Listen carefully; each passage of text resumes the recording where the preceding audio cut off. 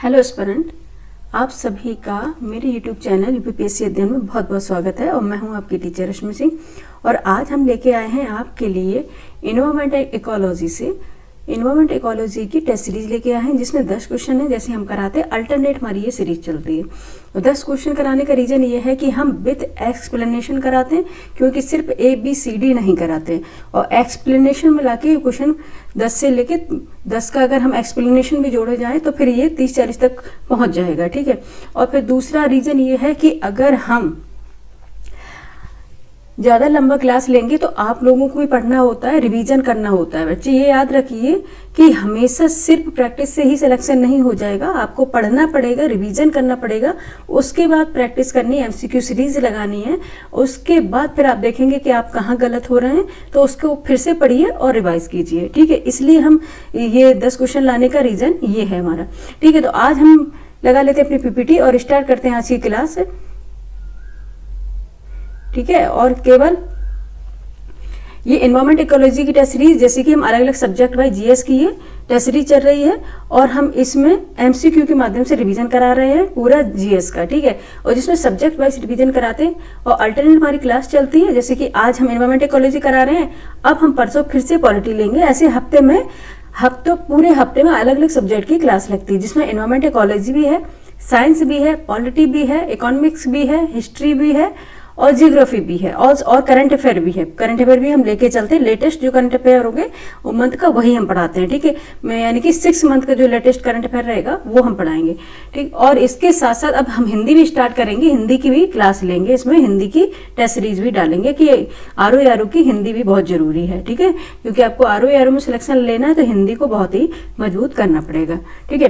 तो अब ज़्यादा टाइम नहीं लेते हैं, चलते हैं अपनी क्लास पर। और बस पढ़ाने से पहले एक बात और बोलना चाहेंगे कि आप लोग लाइक कीजिए, सब्सक्राइब कीजिए प्लीज़। क्योंकि अगर आप सब्सक्राइबर नहीं बढ़ाएंगे तो मोटिवेशन हमें कहाँ से मिलेगा। हम अच्छे से अच्छे कंटेंट जब तैयार करते हैं, देखते हैं कि हाँ बच्चे इसे पढ़ रहे हैं और अप्रिशिएट कर रहे हैं बच्चे। ठीक है। तो ही हम इसको आगे बढ़ाएंगे। और अदरवाइज अगर आपका ऐसा रहा तो फिर हम ये क्लास बंद कर देंगे। ठीक है। अगर ऐसा रहा कि नहीं हो रहा है तो फिर हम ये क्लास बंद कर देंगे, क्योंकि अब इतनी मेहनत करने के बावजूद जब नहीं हो रहा है तो फिर क्या ही करेंगे। ठीक है। चलो ये बातें छोड़ते हैं, अब चलते हैं अपने क्लास पे। ठीक है। क्वेश्चन नंबर फर्स्ट हमारे सामने है, निम्नलिखित में से कौन कृत्रिम यानी कि आर्टिफिशियल पारिस्थितिक तंत्र है। ठीक है। पारिस्थितिक तंत्र को इंग्लिश में क्या बोलते हैं? इकोसिस्टम है।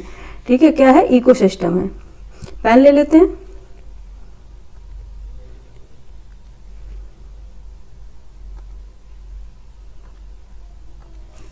पारिस्थितिक तंत्र है मानी कि इकोसिस्टम है, यानी कि इकोसिस्टम। ठीक है। तो आपको बताना है निम्नलिखित में से कौन सा आर्टिफिशियल इकोसिस्टम है। ऑप्शन ए धान का खेत, ऑप्शन बी वन, ऑप्शन सी घास का मैदान यानी कि ग्रासलैंड, ऑप्शन डी झील, ये तो पता है लेक्स। कौन सा होगा जो कृत्रिम यानी कि आर्टिफिशियल पारिस्थितिक तंत्र होगा, इकोसिस्टम होगा। और पहले आपको ये बता दें इकोसिस्टम किसे कहते हैं।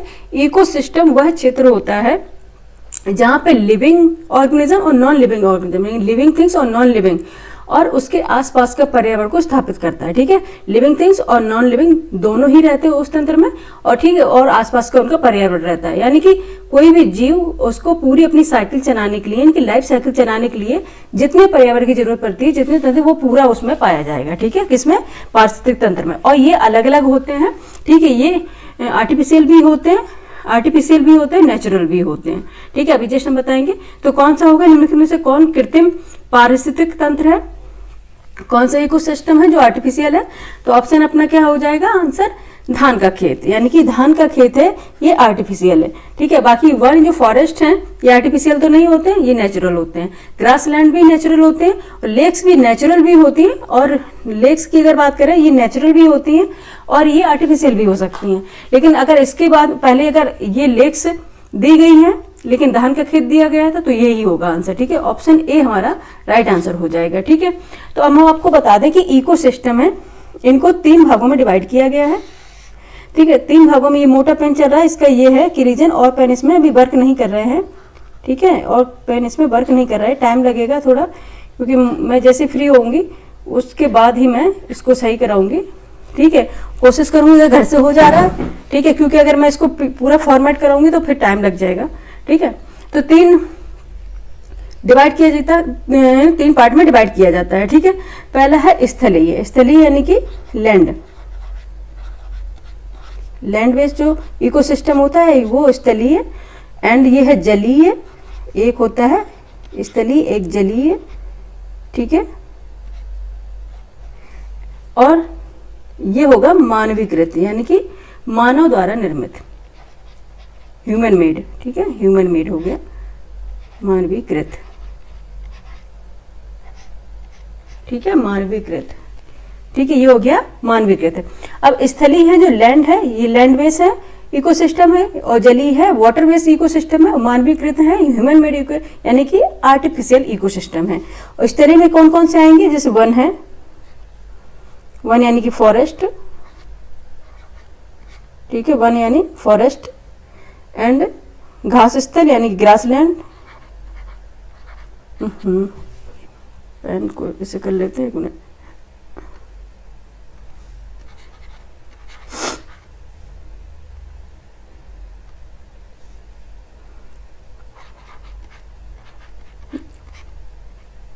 क्या है, घास के स्थल यानी कि ग्रासलैंड, ठीक है, ग्रासलैंड, एंड मरुस्थल यानी डेजर्ट, मरुस्थल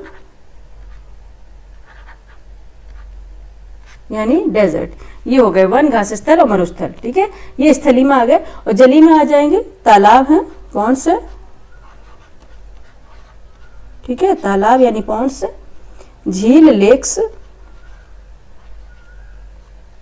ठीक है, झरना वाटरफॉल, ठीक है, झील वैसे नेचुरली इसमें काउंट की जाती है, ठीक है, आर्टिफिशियल काउंट नहीं की जाती। और समुद्र यानी कि सी एंड ओशन, ठीक है। मानवीकृत में क्या क्या आ जाएंगे, कृषि, कृषि में आ जाएगा खेत, फील्ड, खेत वगैरह, किसी भी खेत, जैसे किसमें होता है धान का खेत, खेत खलिहान जो भी होते हैं। जीवशाला यानी कि एक्वेरियम, मानवीकृत है, ये मानव मेड है। जीवशाला किसको बोलते हैं, एक्वेरियम को बोलते हैं।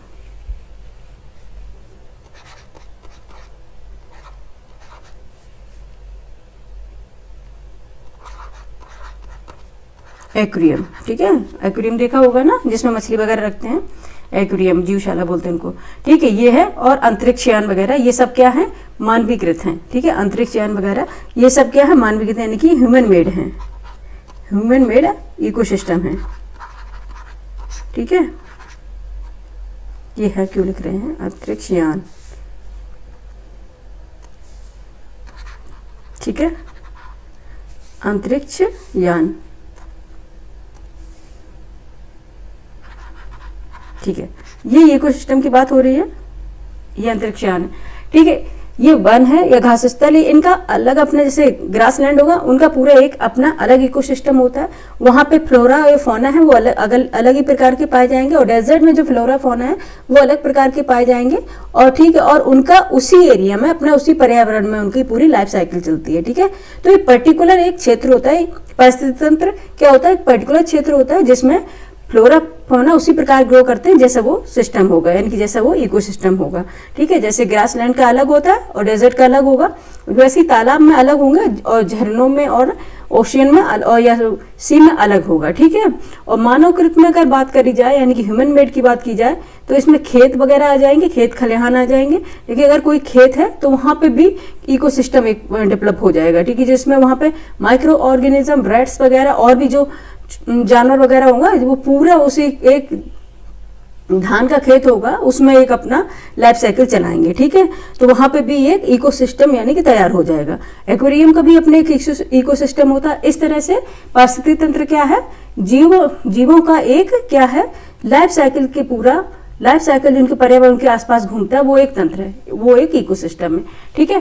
तो ऑप्शन ए धान का खेत क्या है, option A is the right answer of this question. धान का खेत क्या है, आप तो बता ही सकते हो क्या है, ये आर्टिफिशियल, ठीक है, आर्टिफिशियल इकोसिस्टम है, ठीक है। तो नेक्स्ट पे चलेंगे। नेक्स्ट क्वेश्चन है क्वेश्चन नंबर सेकंड है, निम्नलिखित में से पारिस्थितिक तंत्र यानी कि इकोसिस्टम का कौन सा एक जीवीय संगठक नहीं है। ठीक है, निम्नलिखित में से पारिस्थितिक तंत्र का कौन सा एक जीवीय संगठक नहीं है। ठीक है, इसमें आपको बताया है कौन सा एक जीवी संगठक नहीं है, यानी बायोटिक कंपोनेंट्स नहीं है। जीवी संगठक का मतलब बायोटिक कंपोनेंट्स नहीं है, बायोटिक कंपोनेंट्स। ठीक है,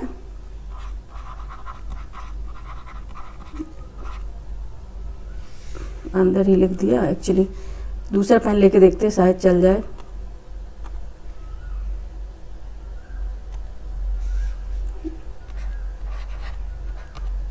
बायोटिक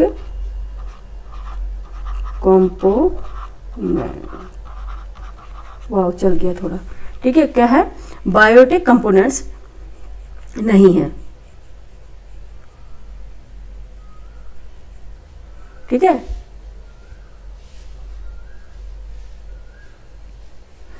कौन सा है जो बायोटिक कंपोनेंट्स नहीं है, तो नहीं पे अंडरलाइन करेंगे। ठीक है, सिली मिस्टेक से बचने के लिए। तो ऑप्शन ए वायु, ऑप्शन बी वायु मीन विंड।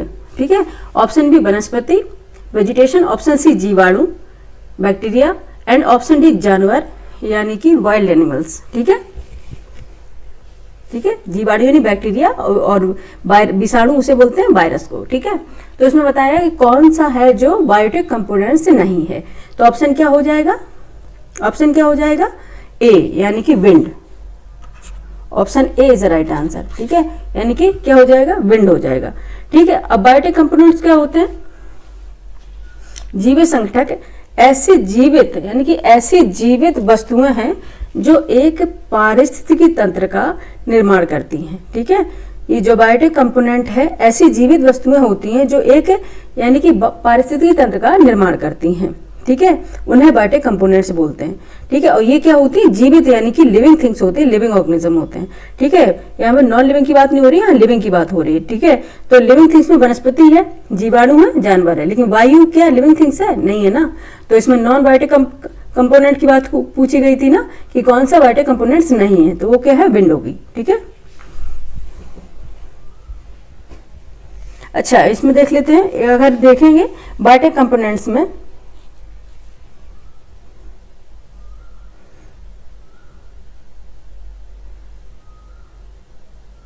ठीक है, एक पारिस्थितिकी तंत्र यानी कि इकोसिस्टम का निर्माण करने के लिए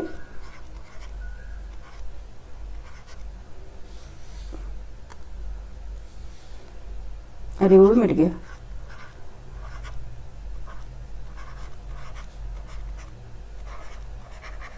ठीक है, इकोसिस्टम का निर्माण करने के लिए क्या क्या कंपोनेंट्स की जरूरत होती है,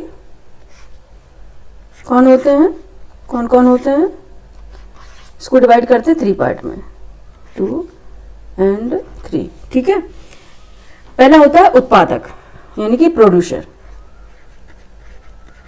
ठीक है, पहला होता है उत्पादक यानी कि प्रोड्यूसर, फिर होता है उपभोक्ता यानी कि कंज्यूमर, उपभोक्ता यानी कि कंज्यूमर। ठीक है, उपभोक्ता यानी कि कंज्यूमर, और लास्ट में होता है अपघटक यानी कि डिकम्पोजिशन, डिकम्पोजर। ठीक है, जो उसको डिकम्पोज करते हैं। ठीक है, लास्ट में होता है अपघटक। उत्पादक में कौन कौन से आ जाएंगे, जैसे कि पेड़ पौधे हैं, ट्रीज वगैरह हैं, प्लांट्स हैं, पेड़ और पौधे। ठीक है, इकोसिस्टम में पारिस्थितिकी तंत्र को 3 भागों में डिवाइड किया जाता है, एक तो उत्पादक होते हैं, एक उपभोक्ता होते हैं और एक अपघटक होते हैं। उत्पादक यानी कि प्रोड्यूसर होते हैं पेड़ पौधे, और उपभोक्ता होते हैं यानी कंज्यूमर होते हैं, जो कंज्यूमर क्या है, जो उनको उपभोग करते हैं यानी कि जो उनको खाते हैं। ठीक है, पेड़ पौधे। तो ये कौन से होते हैं, जानवर और मनुष्य। ठीक है, जानवर होते हैं यानी कि वाइल्ड एनिमल एंड ह्यूमन, मनुष्य।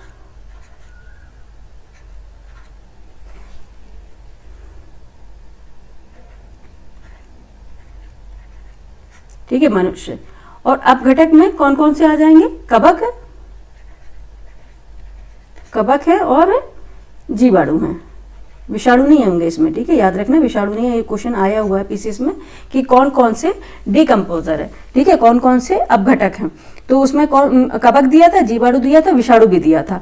लोग सभी लगा दिए, ऑल ऑफ द अबव नहीं लगाना था, कवक था और सिर्फ जीवाणु था, यानी कि फंगस एंड कौन सा था, बैक्टीरिया एंड वायरस। वायरस नहीं होता इसमें, ठीक है, ओनली फंजाई एंड बैक्टीरिया, ये दो होते हैं जो डिकम्पोजर का काम करते हैं, ठीक है। तो इकोसिस्टम कितने भागों में डिवाइड होता है, 3 में। इकोसिस्टम में एक तो उत्पादक होते हैं, एक उपभोक्ता होते हैं, एक अपघटक होते हैं, ठीक है। और उत्पादक में पेड़ पौधे आएंगे, उपभोक्ता में जानवर या मनुष्य आएंगे, और अपघटक में कवक और जीवाणु आएंगे, ठीक है। ये तो आपको पता होगा, ये जीवी संघटक है, ठीक है।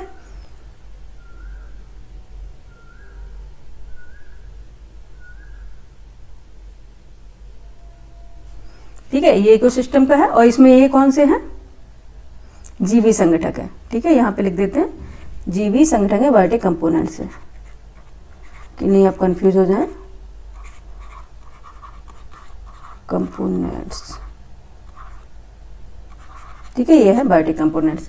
बायोटिक कंपोनेंट्स कौन कौन से हैं, फर्स्ट उत्पादक हैं, पेड़ पौधे हैं, ये भी है क्या, लिविंग ऑर्गेनिज्म है, लिविंग थिंग्स हैं, और उपभोक्ता जानवर में ये भी लिविंग है, अपघटक कवक जीवाणु ये भी लिविंग है, ठीक है। तो एक परिस्थिति तंत्र में कौन सा एक जीवी संगठक ने ये पूछा गया था, तो वनस्पति जीवाणु जानवर ये तीनों आ जाएंगे।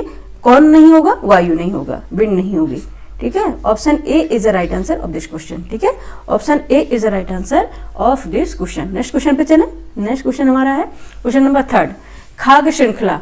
खाद्य श्रृंखला फूड चेन में मानव है, ठीक है, खाद्य श्रृंखला फूड चेन में मानव है, ठीक है। एक निर्माता, ऑप्शन ए एक निर्माता, ऑप्शन बी केवल प्राथमिक उपभोक्ता, ऑप्शन सी केवल द्वितीयक उपभोक्ता यानी सेकेंडरी कंज्यूमर, और ऑप्शन डी है प्राथमिक यानी प्राइमरी तथा द्वितीयक उपभोक्ता यानी कि सेकेंडरी कंज्यूमर। क्या है इसमें पूछा गया मानव के बारे में।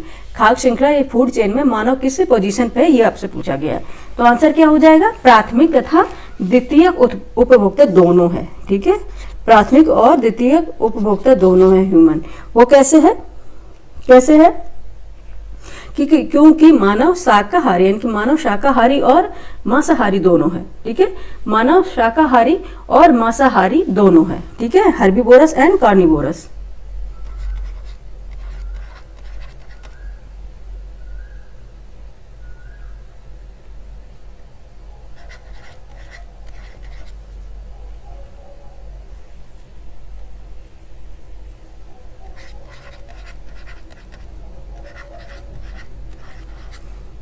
ये एस है, ठीक है, ये हर्बीवोरस और कार्निवोरस दोनों है, कौन सा, ह्यूमन,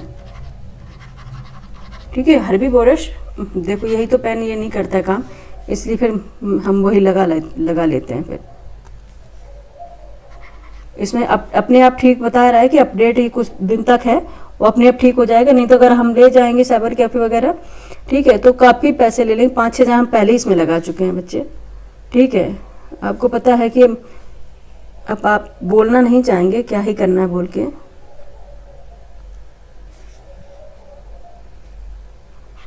ठीक है।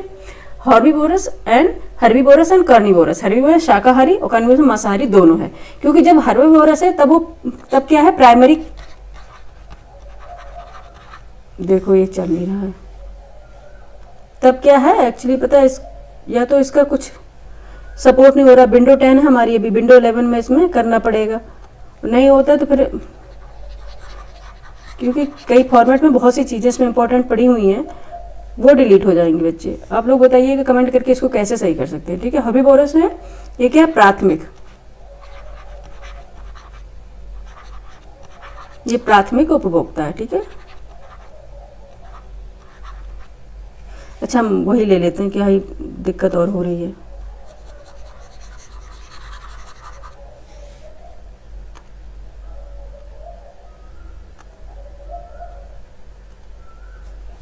ये क्या है, प्राथमिक उपभोक्ता है, ठीक है, इसमें अच्छे से लिखते बन जाता है।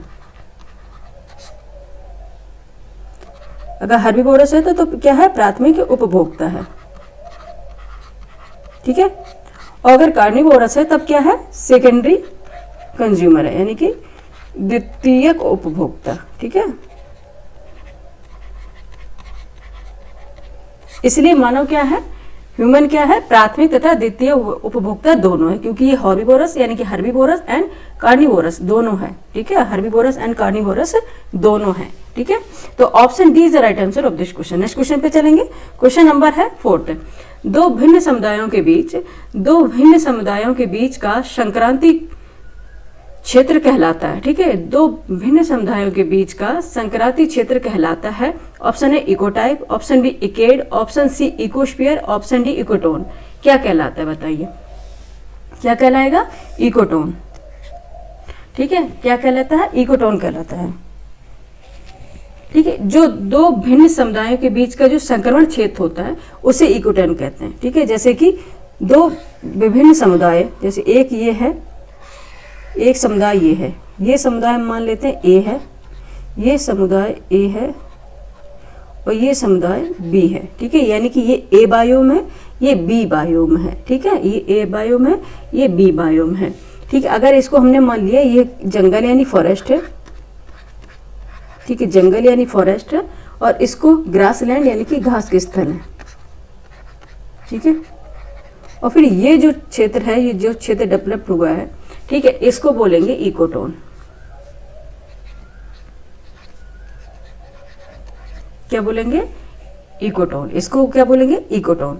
तो क्या होता है, दो भिन्न समुदायों के बीच का जो ट्रांजिशन जोन होता है, संक्रमण क्षेत्र, इसी को क्या बोलते हैं? इकोटोन बोलते हैं। ठीक है, दो अब इसमें जो क्षेत्र होगा, इसमें यानी कि फॉरेस्ट और ग्रासलैंड दोनों की ही कंडीशन पाई जाएंगी। ठीक है, दोनों की ही सिम्टम्स या परिस्थितियां दोनों की ही इसमें पाई जाएंगी। ठीक है, क्योंकि जैसे ग्रासलैंड, इसमें घास होंगी, जंगल में पेड़ पौधे होंगे। ठीक, तो इसमें ग्रासलैंड यानी कि घास और पेड़ यानी बड़े बड़े ट्रीज जहां तहां जैसे इधर से उधर काफी दूरी के अंतर पर पाए जाएंगे। ठीक है, तो इसमें दोनों की ही स्थितियां यानी कि दोनों की कंडीशन देखने को मिलेंगी। ठीक है, दोनों ही चीजें इसमें देखने को मिलेंगी, जंगल की भी और घास स्थल की। तो ये एक ट्रांजिशन जोन है जिसे बोलते हैं इकोटोन। ठीक है, तो क्या हो गया? D is the right answer of this question. ठीक है, D is the right answer of this question. ठीक है, नेक्स्ट क्वेश्चन पे चले। और ये क्या है? ए बायोम है, एक बी बायोम है। बायोम क्या होता है? बायोम एक पर्टिकुलर क्षेत्र होता है। ठीक है, ये भौगोलिक एक कंडीशन होती है, भौगोलिक क्षेत्र होता है जो एक पर्टिकुलर क्षेत्र होता है, जिसे अलग अलग नामों से जानते हैं। ठीक है, अलग अलग नामों से जानते हैं। जैसे सवाना बायोम है, ठीक है, नाम सुना होगा, ये सवाना बायोम है। ठीक है, और ग्रासलैंड्स बायोम है। ये सब अलग अलग बायोम्स के बाद में बताएंगे आपको, जो अच्छे से समझाएंगे। ठीक है, तो अब ज्यादा जाएंगे तो फिर एक में ही काफी एक्सप्लेनेशन हो जाता है, बच्चे बोर भी हो जाते हैं। ठीक है, तो D is the right answer of this question. Next question पे चलेंगे। Question number 5। निम्न में से कौन सा कथन सही है? निम्न में से कौन सा कथन सही है? ऑप्शन ए, जैवमंडलीय पारिस्थितिकी तंत्र में ऊर्जा का प्रवाह एक दिशी होता है। ऑप्शन बी, जैवमंडलीय पारिस्थितिक तंत्र में यानी पारिस्थितिक तंत्र में ऊर्जा का प्रवाह चक्रीय होता है। ऑप्शन सी है, प्राकृतिक पारिस्थितिक तंत्र में बढ़ते पोषण स्तर के साथ ऊर्जा का सापेक्षिक क्षय घटता जाता है। ऑप्शन डी है, प्रगामी बढ़ते पोषण स्तरों के साथ प्रजातियां सुलभ ऊर्जा का उपयोग करने में कम दक्ष होती हैं। तो कौन सा कथन इसमें सही है ये बताना है। ठीक है, तो ये पहले ही कथन मुझे देखते ही पहले पता चल गया कि जैवमंडलीय पारिस्थितिक तंत्र में ऊर्जा का प्रवाह एक दिशी होता है। ठीक है, क्या होता है? ऊर्जा का प्रवाह क्या होता है? एक दिशी होता है। ये आपको पता होता है, पढ़ा होगा आपने। ठीक है, पढ़ा होगा कि ऊर्जा का प्रवाह क्या होता है? एक दिशी होता है। तो ऑप्शन क्या आएगा इसका? ए। राइट आंसर क्या है? ऑप्शन ए। ठीक है, समझ लेते हैं। ठीक है, ऊष्मागतिकी के प्रथम नियम के अनुसार, ऊष्मागतिकी के प्रथम नियम के अनुसार देखेंगे कि ऊर्जा का ना तो सृजन हो सकता है, ठीक है, ना तो सृजन हो सकता है, ना ही उसे नष्ट किया जा सकता है। ठीक है, यह एक स्वरूप से दूसरे स्वरूप में परिवर्तित हो जाती है। ठीक है, अगेन रिपीट करें कि ऊष्मागतिकी के जो प्रथम नियम उसके अकॉर्डिंग क्या है? नियम के अनुसार क्या है? ऊर्जा का ना तो सृजन हो सकता है और ना ही उसे नष्ट किया जा सकता है। यह एक स्वरूप से दूसरे स्वरूप में परिवर्तित हो जाती है। ठीक है, ऊर्जा का ये नियम है। तो ये क्या है? और ये भी बता दें कि ऊर्जा हमेशा क्या है? एक ही डायरेक्शन में चलती है। ठीक है, ऊर्जा का तंत्र में क्या प्रवाह क्या होता है? एक दिशी होता है। यहाँ पर हम देख रहे हैं कहीं खाली जगह है, वहां बता दें। ठीक है। ऊर्जा का प्रवाह क्या होता है, वन डायरेक्शनल होता है। जैसे कि ये सन है, ठीक है, यहाँ पे ये सन बना लेते हैं, ठीक है, ये रेज निकाल दे रहे हैं, ये सन है, ठीक है। उसके बाद ग्रीन ले लेते हैं कलर, ये है पेड़ पौधे, ठीक है, ये पेड़ पौधे हैं। उसके बाद यहाँ पे, यहाँ इसकी लाइट आई, ऊर्जा का प्रवाह, ठीक है। इसके बाद यहाँ पे है शाकाहारी, अब पतला पेन लेना पड़ेगा, इतने में आएगा ही नहीं।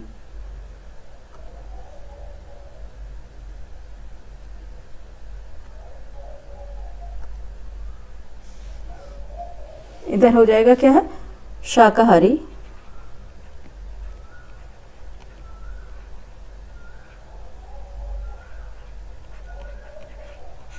शाकाहारी। देखो यही दिक्कत होती है, काश चल जाए तो फिर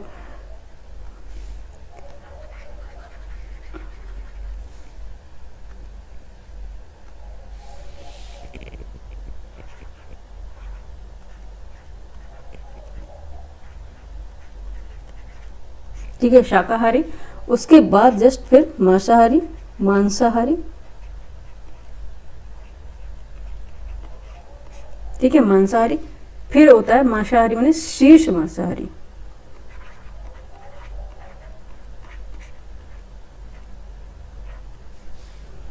शीर्ष मांसाहारी, ठीक है, शीर्ष मांसाहारी। तो क्या होता है, जैसे ये सन है, सन की ये ऊर्जा आई जैसे, ठीक है, सन की ऊर्जा आई, ये पेड़ पौधे हैं, यानी कि पेड़ पौधे हैं ग्रीन, जो पेड़ पौधे उनको क्या बोलते हैं, क्या बोलते हैं, अभी जस्ट में समझाया था, क्या बोलते थे, उत्पादक, ठीक है। ये क्या करते हैं, उत्पादक होते हैं, यानी कि यही क्या करते हैं, उत्पादक होते हैं। मेन इकोसिस्टम की बात करें, यानी कि बायोटिक कंपोनेंट्स की बात करें, ये उत्पादक होते हैं, ठीक है, किसी भी फूड चेन में, ठीक। तो यहाँ से लाइट, सनलाइट आई, तो अब हम देखेंगे, यहाँ पे हम आपको समझा देते हैं कि 10% जो ऊर्जा का नियम है, ठीक है। जैसे अगर हम यहाँ पे देखेंगे, यहाँ सन से लाइट आई, जैसे कि 1 लाख,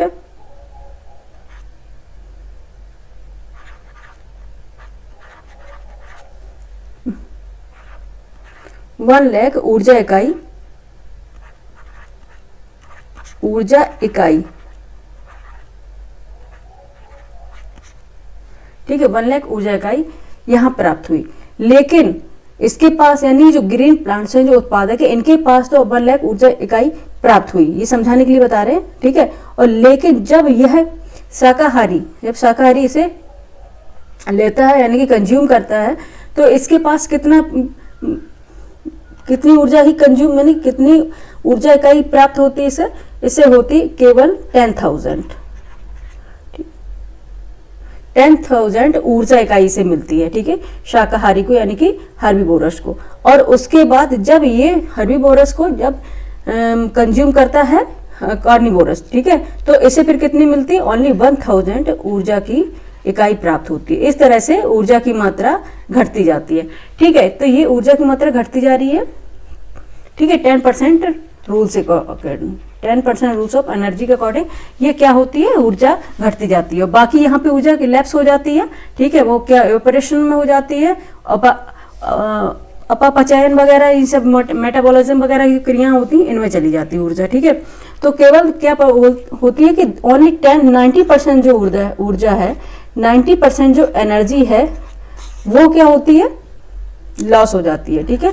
90% एनर्जी है वो लॉस हो जाती है, केवल 10% एनर्जी ही कंज्यूम हो पाती है, ठीक, केवल 10% एनर्जी ही कंज्यूम हो पाती है। और आप देख रहे हैं यहाँ पे ऊर्जा की डायरेक्शन देखेंगे, तो ये डायरेक्शन कहीं आपको देख रहा है, ये डायरेक्शन ऊर्जा की डायरेक्शन है, ठीक है, एक डायरेक्शन, यानी कि ऊर्जा प्रवाह कहते हैं एक डायरेक्शन, यानी कि यूनिसेलुलर, यानी कि एक दिशा में हो रहा है, ठीक, यूनि डायरेक्शन में हो रहा है, ठीक है, ओनली यूनि डायरेक्शन में हो रहा है। क्योंकि अगर सन से जो ऊर्जा पेड़ पौधों को मिल गई, फिर वो पेड़ पौधों से वापस सन में नहीं जा सकती, ठीक है। और अगर जो पेड़ पौधे, यानी कि जो उत्पादक हैं, अगर शाकाहारी ने जो अगर उनको कंज्यूम किया, ठीक है, जो हर्बीवोरस है उन्होंने कंज्यूम किया, तो वो वापस वो प्लांट को एनर्जी नहीं दे सकते, ठीक है। और उसके बाद जो शाकाहारी हैं, हर्बीवोरस हैं, और उनको जब कंज्यूम किया किसने, ये जो मांसाहारी जिन्हें बोलते हैं कार्निवोरस, तो वापस से फिर वो जो एनर्जी इन्हें मिलेगी वो इनको वापस हर्बीवोरस यानी कि शाकाहारी को नहीं दे सकते। तो फिर क्या हो गया कि जो ऊर्जा की डायरेक्शन है, ये ऊर्जा की डायरेक्शन है वो क्या क्या हो जाएगी, एक दिशा में हो जाएगी, यानी कि यूनिसेलुलर यानी कि यूनिडायरेक्शनल, सॉरी सेलुलर की याद आ जाती, यूनिडायरेक्शनल ओनली प्रवाह होता है। ठीक है, केवल एक दिशा में ही ऊर्जा का प्रवाह होता है। ठीक है, तो इसलिए आंसर क्या हो गया, A is the right answer of this question. ठीक है, काफी मैंने समझाने की कोशिश करी लेकिन यहाँ पे जगह नहीं थी, तो जितना हो सका वो हमने इधर समझा दिया। ठीक है, और 10% रूल भी आप समझ गए होंगे कि केवल 10% ही एनर्जी है वो कंज्यूम होती है, बाकी 90% एनर्जी है वो लॉस हो जाती है। फिर भी लोगों को लगता है कि जैसे जो हर्बीवोरस हैं वो और जो कार्निवोरस हैं उनको लगता है कि हमें ज़्यादा एनर्जी मिल रही है, लेकिन आपको पता है जो शाकाहारी होते हैं यानी कि जो हर्बीवोरस होते हैं उन्हें सबसे ज़्यादा एनर्जी मिलती है, क्योंकि वो डायरेक्ट जो उत्पादक होते हैं, जो प्रोड्यूसर होते हैं, उनको वो कंज्यूम करते हैं। ठीक है, और अगर आप ये जो कार्निवोरस हैं तो वो क्या करते हैं, वो यानी कि हर्बीवोरस को कंज्यूम करते हैं, तो उनको सेकेंडरी वो हो गया ना, सेकेंडरी कंज्यूमर हो गए, तो फिर उनको क्या होगी, एनर्जी की मात्रा भी कम मिलेगी। ठीक है, इसलिए कहा जाता है शाकाहार अपनाओ। ठीक है, शाकाहार अपनाओ, सबसे ज्यादा एनर्जी क्या होती है, शाकाहार में होती है। ठीक है, लेकिन लोगों को ये पता है, आजकल का एडवर्टाइजमेंट और कुछ चीजें ऐसे लोगों को बता दी हैं, कुछ लोगों को समझ में आता है कि मांसाहार जो होता है उसमें ज्यादा प्रोटीन और ये सब होता है। नहीं, ओनली शाकाहार जो लोग होते हैं उनमें अगर एनर्जी की मात्रा सबसे ज्यादा होती है। ठीक है, इसलिए इस पे ज्यादा जोर दिया जाता है। ठीक है, अगर जो पढ़ते हैं, जो डेप्थ में जानते हैं, वो इस बात को समझ सकते हैं।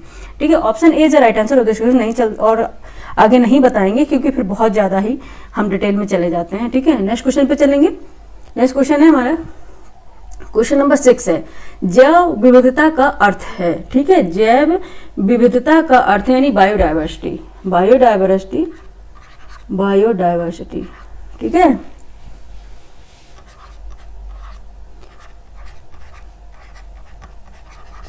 ठीक है, बायोडाइवर्सिटी।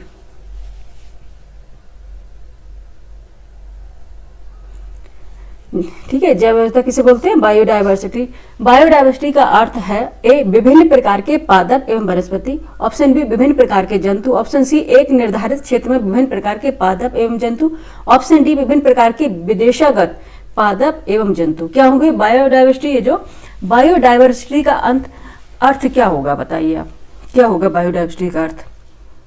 इसका अर्थ हो जाएगा कि एक निर्धारित क्षेत्र में विभिन्न प्रकार के पादप एवं जंतु। ठीक है, option C is the right answer.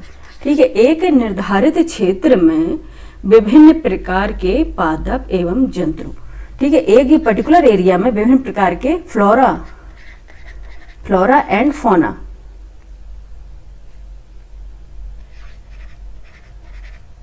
ठीक है, फ्लोरा एंड फौना का पाया जाना, कि एक पर्टिकुलर क्षेत्र में विभिन्न प्रकार की वैरायटीज होंगी, फ्लोरा की एंड फौना की भी। फ्लोरा यानी पेड़ पौधे और फौना यानी जीव जंतु। ठीक है, इनकी वैरायटीज जिस क्षेत्र में होंगी, जो पर्टिकुलर क्षेत्र होगा वो क्या होगा, बायोडाइवर्सिटी के अकॉर्डिंग रिच होगा। ठीक है, क्या होगा, बायोडाइवर्सिटी के अकॉर्डिंग वो रिच होगा। इसी को अगर अभी पूछा गया था कि इसमें क्या बोलते हैं, किसको बोलेंगे, तो इसका आंसर सी हो गया, एक निर्धारित क्षेत्र में विभिन्न प्रकार के पादप एवं जंतु। ठीक है, ठीक है, किसी भी पारिस्थितिक तंत्र में विद्यमान सजीव प्राणियों यानी कि पौधों एवं जंतुओं की विविधता को ही जैव विविधता कहते हैं। ठीक है, इनकी विविधता को ही जैव विविधता कहते हैं। Option C is the right answer of this question. Next question पे चलेंगे। क्वेश्चन नंबर 7 है, निम्नलिखित में से कौन सी प्राकृतिक रूप से पाई जाने वाली ग्रीन हाउस गैस सर्वाधिक ग्रीन हाउस इफेक्ट करती है, बताइए कौन सी है जो सर्वाधिक ग्रीन हाउस गैस, ठीक है, ग्रीन हाउस गैस कौन सी है जो सर्वाधिक ग्रीन हाउस इफेक्ट करती है, कौन सी गैस हो जाएगी वो। ऑप्शन ए कार्बन डाइऑक्साइड है क्या, यानी कि CO2, ऑप्शन बी मीथेन है क्या, CH4। ठीक है, ऑप्शन, एक मिनट, हाँ, ऑप्शन थर्ड है क्या, ओजोन यानी कि O3 है क्या। ये हम सूत्र लिख दे रहे हैं ना, फॉर्मूला, क्योंकि ये भी समझने में आसानी हो जाती है। O3, एक मिनट, इनको लग रहा होगा बहुत देर से सही चल रहे हैं तो थोड़ा O3, एक मिनट, इसको पूरा ही करना पड़ेगा हमको, इरेज। कोई बात नहीं, ठीक है। O3 एंड जल वाष्प यानी कि वाटर वेपर, वाटर वेपर, ठीक है, यानी कि जल वाष्प यानी कि वाटर वेपर। तो आपको बताना है कि इसमें कौन सी गैस है जो सबसे ज्यादा ग्रीन हाउस इफेक्ट पैदा करती है, सबसे ज्यादा यानी ग्रीन हाउस डालती है, वो कौन सी होगी गैस? जल वाष्प होगी, ठीक है। कौन सी होगी? वाटर वेपर होगी, यानी कि जल वाष्प होगी। Option D is the right answer. कौन सा होगी? जल वाष्प होगी, क्योंकि जल वाष्प सबसे ज्यादा ग्रीन हाउस इफेक्ट पैदा करती है, ठीक है। और इसमें क्या होता है, सबसे ज्यादा ग्रीन हाउस इफेक्ट करने वाली है तो जल वाष्प है, ठीक है। अगर इसको हम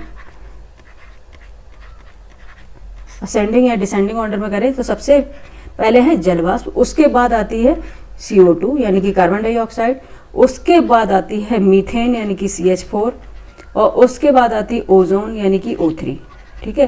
तो सबसे ज्यादा कौन सी खतरनाक है? जल वाष्प है, ठीक है। ये सबसे ज्यादा ग्रीन हाउस इफेक्ट पैदा करती है, ठीक है। उसके बाद है CO2, उसके बाद CH4 एंड देन O3 यानी कि ओजोन, ठीक है।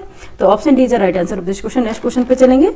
नेक्स्ट क्वेश्चन है हमारा क्वेश्चन नंबर 8 है, ओजोन परत मुख्यतः कहाँ पाई जाती है, ठीक है। ओजोन परत मुख्यतः कहाँ पाई जाती है? ऑप्शन ए क्षोभमंडल में, यानी कि ऑप्शन ए क्षोभमंडल में यानी कि ट्रोपोस्फियर में,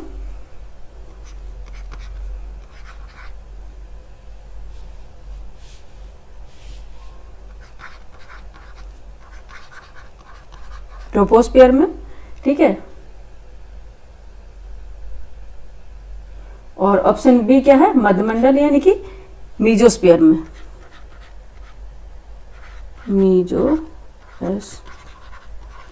मीजोस्फीयर में, ठीक है।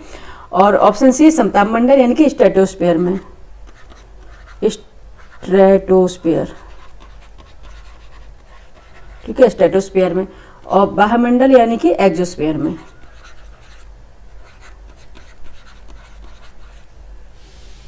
ठीक है, एक्सोस्फीयर में। मीजोस्फीयर में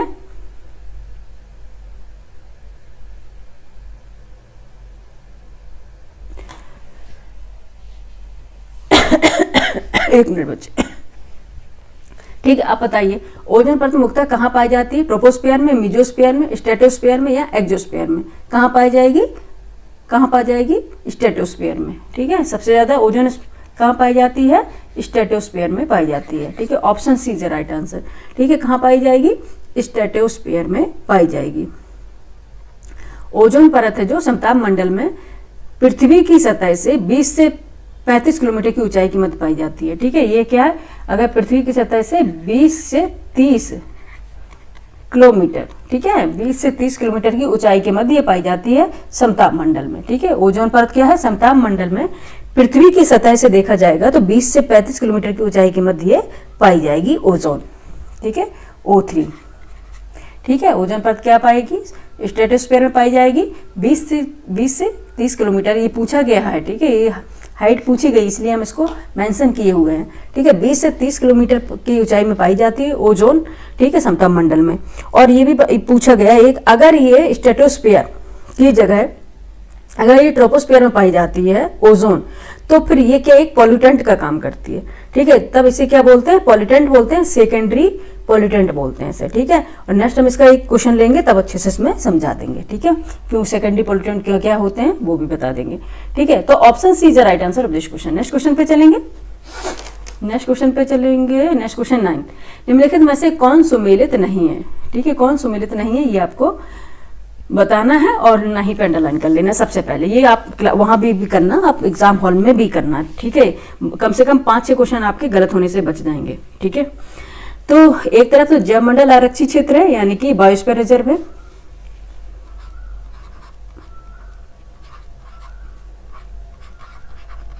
बायोस्फीयर रिजर्व, ठीक है। इसको पेन जल्दी सही करा लेंगे बच्चे, ठीक है। दिक्कत मत, टेंशन मत लीजिएगा कि आपको समझ में नहीं आ रहा, बाकी इसलिए हम आगे करके बाइलिंगुअल ही करने वाले हैं क्लास, ठीक है। कुछ चीज़ें लगेंगी, टाइम भी लगेगा, क्योंकि एक्चुअली भी टाइम का ही शॉर्टेज है। जैसे हम फ्री होते हैं उसके बाद ही हम जस्ट करा ही लेंगे, ठीक है। बायोस्फीयर रिजर्व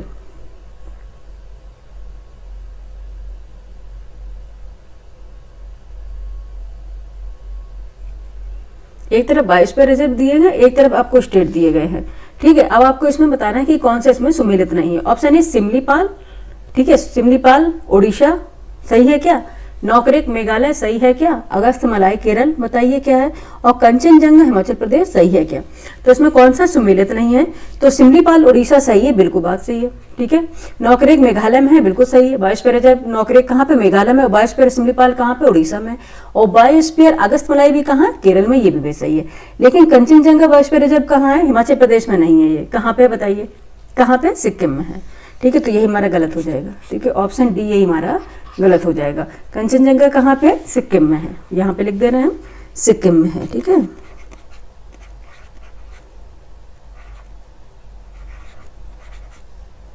ठीक है, कहाँ पे है? सिक्किम में है। कंचनजंगा बायोस्फीयर रिजर्व कहाँ है? सिक्किम में है, और ये हिमाचल प्रदेश में नहीं है। ठीक है, तो यही हमारा गलत ऑप्शन हो जाएगा। इसमें कुछ समझाने का है नहीं, आगे बढ़ते हैं। नेक्स्ट क्वेश्चन है, और यह आज का हमारा आखिरी क्वेश्चन है। निम्नलिखित में से कौन एक सही सुमेलित नहीं है? और नहीं पर अंडरलाइन करेंगे, कौन सा एक सही सुमेलित नहीं है। ऑप्शन ए राजाजी राष्ट्रीय उद्यान हाथी, ऑप्शन बी पेरियार राष्ट्रीय उद्यान हंगुल, ऑप्शन सी मानस राष्ट्रीय उद्यान हाथी, ऑप्शन डी दुधवा राष्ट्रीय उद्यान टाइगर। एक तरफ तो आपको ये नेशनल पार्क दिए गए हैं, नेशनल पार्क, ठीक है, नेशनल पार्क दिए गए हैं, और दूसरी तरफ वो वाइल्ड एनिमल्स दिए गए हैं, वाइल्ड एनिमल्स दिए गए हैं जो नेशनल पार्क में पाए जाते हैं। ठीक है, उसका आपको देखना है कि कौन इसमें सम्मिलित नहीं है, कौन इसमें मैच्ड नहीं है। ठीक है, ये आपको बताना है। ठीक है, तो राजाजी राष्ट्रीय उद्यान है, इसमें हाथी पाया जाता है क्या? पेरियार राष्ट्रीय उद्यान हंगुल पाया जाता है, मानस राष्ट्रीय उद्यान हाथी पाया जाता है क्या? दुधवा राष्ट्रीय उद्यान टाइगर पाया जाता है क्या? ठीक है, तो ऑप्शन क्या हो जाएगा इसका? बी, पेरियार राष्ट्रीय उद्यान में हंगुल नहीं पाया जाता है। हंगुल कहाँ पाया जाता है? डाचीग्राम राष्ट्रीय उद्यान। ठीक है, डाचीग्राम राष्ट्रीय उद्यान कहाँ पे है? जम्मू कश्मीर में है। ठीक है, ये हंगुल है। हंगुल किसे बोलते हैं? हंगुल बोलते हैं डियर को, ठीक है, हिरन को। ठीक है, तो ये कहाँ पाए जाते हैं? डाचीग्राम जो राष्ट्रीय उद्यान है जम्मू कश्मीर में, ठीक है, वहां पाए जाते हैं ये। ठीक है, तो पेरियार राष्ट्रीय उद्यान में ये नहीं पाए जाएंगे, यही ये मैच नहीं होगा, यही ये सम्मिलित नहीं होगा। ठीक है, और राजाजी राष्ट्रीय उद्यान है, ये कहाँ है पे? कहाँ पे है? उत्तराखंड में है। ठीक है, यहाँ पे हम लिख दे रहे हैं राजाजी राष्ट्रीय उद्यान है, ये कहाँ पे है? उत्तराखंड में। ठीक है, ये है उत्तराखंड में है। और पेरियार राष्ट्रीय उद्यान है, पेरियार जो राष्ट्रीय उद्यान है ये है केरल में। पेरियार नेशनल पार्क है, पेरियार नेशनल पार्क कहाँ पे होगा? केरल में। और मानस है, ये तो बताने की जरूरत नहीं होगी, याद होंगे आप लोगों ने। ठीक है, मानस कहाँ है? असम में है। मानस नेशनल पार्क कहाँ है? असम में है। और दुधवा तो फिर आप सभी को पता होगा, दुधवा राष्ट्रीय पार्क कहाँ पे है? उत्तर प्रदेश में। ठीक है, उत्तर प्रदेश यानी कि यूपी। ठीक है, अच्छा, एडवर्टाइजमेंट की मुझे याद आ गई, यानी कि यूपी धाकड़ भैया बुलाते हैं ना, उस कौन सा आता है एक, उसकी याद आ गई, इसलिए मुझे हंसी आ गई, यानी यूपी। ओके, ठीक है, दुधवा राष्ट्रीय उद्यान कहाँ पे? उत्तर प्रदेश में है। और बी क्या है? इसकी मैच नहीं होगा। ठीक है, हंगुल कहाँ पे? डाचीग्राम राष्ट्रीय उद्यान है जो जम्मू कश्मीर में, वहां पाया जाएगा। और दुधवा नेशनल पार्क में टाइगर है ही, ऑब्वियस सी बात है। ठीक है, तो बी है इसका right answer. Option B is the right answer of this question. ठीक है, यहाँ पे हमारे 10 क्वेश्चन कंप्लीट हो गए, और एनवायरमेंट इकोलॉजी से क्वेश्चन में अच्छे लेके आए हैं, और बाकी वही क्वेश्चन वो टॉपिक से लेके आएंगे। क्वेश्चन तो नहीं कह सकते, लेकिन पर्टिकुलर जिस टॉपिक से क्वेश्चन आते हैं वो टॉपिक से हम सारे क्वेश्चन उठाएंगे, जिससे आपका रिवीजन भी कंप्लीट हो जाएगा, और आपको भी ये भी पता होगा कि हम ये क्वेश्चन कर पा रहे हैं। कई बार हमको ऐसा लगता है कि हमें याद है वो चीज़, हम भूले नहीं है, लेकिन जब हम क्वेश्चन अटेम्प्ट करते हैं तब हमें याद नहीं आता, और फिर हम उसमें क्या कंफ्यूज होते हैं। ठीक है, क्योंकि जब हम रिवाइज नहीं करते, किसी चीज़ का रिवीजन नहीं करते हैं, तो 60% हम उसको भूल जाते हैं, ओनली 40% हमें याद रहता है। ठीक है, तो अगर आप इसको अटेम्प्ट करेंगे तो आपको पता चल जाएगा कि आपका रिवीजन कितना हुआ है और कितनी और करने की जरूरत है। ठीक है, तो हम उसी टॉपिक से क्वेश्चन बनाएंगे जो टॉपिक से क्वेश्चन पूछे ही जाते हैं और जो टॉपिक इंपॉर्टेंट है। अदरवाइज, क्योंकि हमें सिलेक्शन लेना है, ज्ञानी बाबा नहीं बनना है। ठीक है, ज्ञानी बाबा बन के 10 साल फिर यहाँ ज्ञान बांटते रह जाओगे और सिलेक्शन नहीं हो पाएगा। ठीक है, ये नहीं दिखाना हमें कितना आता है कितना नहीं आता है। ठीक है, आपको सिर्फ सिलेक्शन लेना है, उतना पढ़ो जितने में सिलेक्शन हो जाए। ठीक है, तो बताइएगा आपको ये क्लास कैसी लगी। ठीक है, और लाइक कीजिए, सब्सक्राइब कीजिए, लोगों को ऐड कीजिए और सब्सक्राइबर बढ़ाइए। ठीक है, जिससे मैं अच्छे से अच्छे कंटेंट लाने के लिए मोटिवेटेड हूँ और अच्छे से अच्छा आपको कंटेंट दे। ठीक है, अगर आप नहीं भी अगर करेंगे तो भी हम अच्छे से अच्छा कंटेंट लाते ही रहेंगे। ठीक है, थैंक यू फॉर वॉचिंग बच्चे।